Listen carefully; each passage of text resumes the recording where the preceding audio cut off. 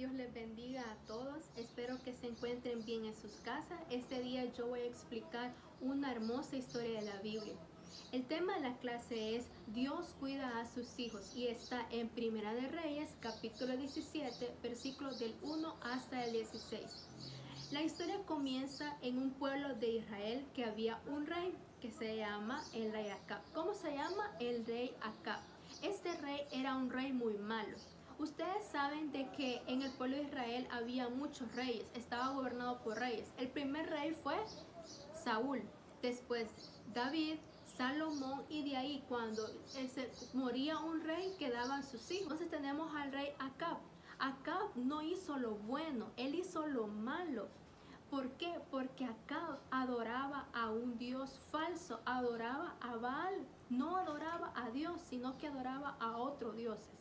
Entonces Dios se enojó tanto que mandó a un profeta, al profeta Elías. Él es el profeta Elías.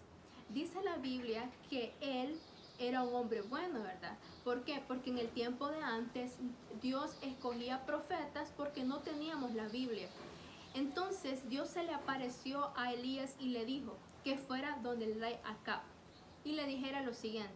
Como vemos en la imagen, ahí está hablando el rey Acab con el profeta Elías y le dijo que Dios había dicho que lo iba a castigar al pueblo de Israel. ¿Por qué?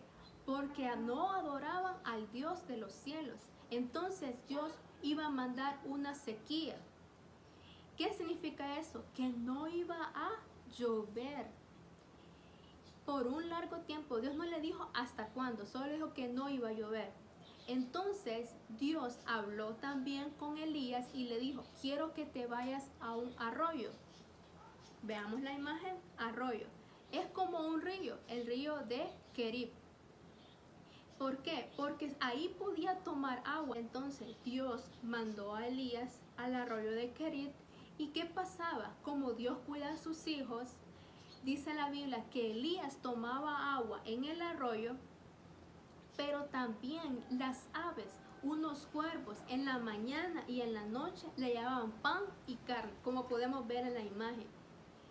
Pero hubo un momento que el arroyo se secó, es decir, que ya no había agua. Pero como Dios cuida a sus hijos, otra vez se le apareció Dios a Elías y le dijo, el arroyo ya está seco, quiero que vayas a donde una viuda, la viuda de Sarepta. Veamos la imagen. Entonces Elías se encontró con la viuda de Sarepta. ¿Qué es una viuda? Es alguien que ya se le había muerto su esposo. Ella venía cargada con leña y cuando encontró a Elías empezaron a hablar. Y Elías le dijo, ¿me puedes dar agua? Y ella le dijo, sí. Luego se encontraron y Elías conoció a su hijo. Entonces Elías le dijo, ¿me puedes dar pan? Ella le dijo, yo no tengo mucha comida. Hay mucha sequía, solo tengo un poquito de harina y un poquito de aceite. Y si yo te lo doy a ti, yo me voy a quedar sin comer, ya no voy a tener comida.